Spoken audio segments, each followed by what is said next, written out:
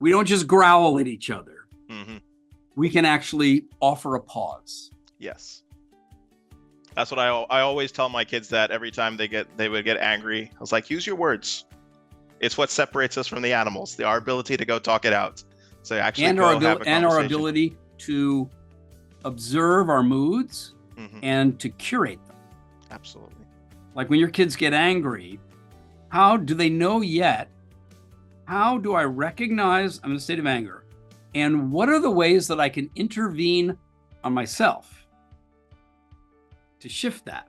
That means I need to be able to identify it. I need to recognize the consequences of it, make a conscious choice to shift it, and then go have a pizza or turn on the music, or walk in nature or chill a moment or take a shower or, whatever it is.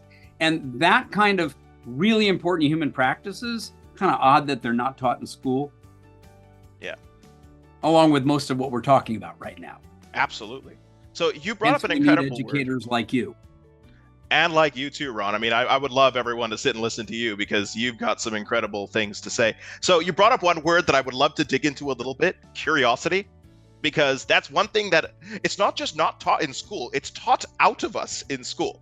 Like it's so funny how we just kill the curiosity of people. It's like we have no curiosity left as adults.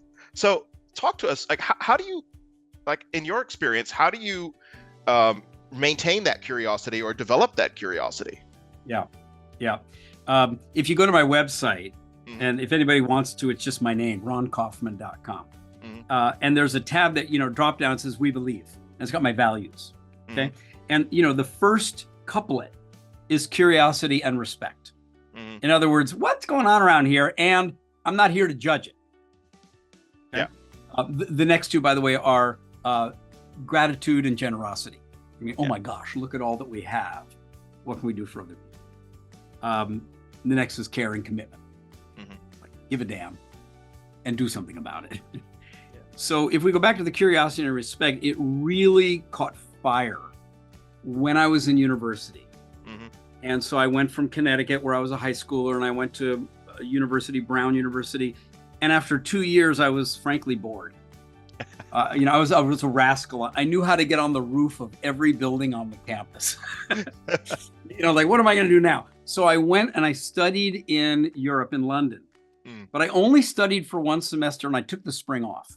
And I traveled all over Europe with duffel bags full of Frisbees, starting players associations and teams and tournaments. And then while I was traveling, I found a school in the south of France. And so for the next fall semester, I went to school in France, and I took the spring off again. And I traveled all over Europe, and I did festivals. And then I went back to Brown for my senior year and graduated. Well, during those two springtime semesters when I wasn't in school and the summers, I was already right at my early 20s. And I was constantly traveling because it was less expensive to take a nighttime train from one city to another than to go get a hotel room because I had a rail pass. So I was this kid who was literally crisscrossing all over the European continent, seeing different cultures, practices, traditions, prejudices, bias, food styles, religions. And how can you not be curious when the world is changing so rapidly day by day? And because of Frisbee, people would bring me home. I slept on the couch. I ate with their families. And so that whole idea of also being respectful, I was just fortunate.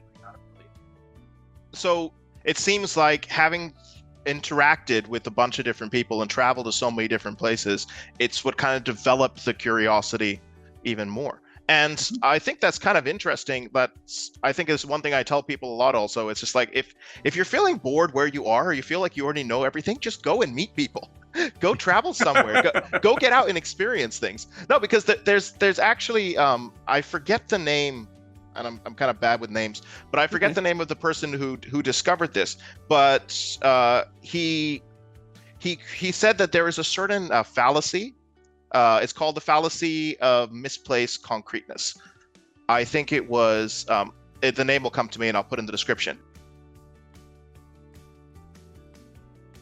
Thanks for watching this video.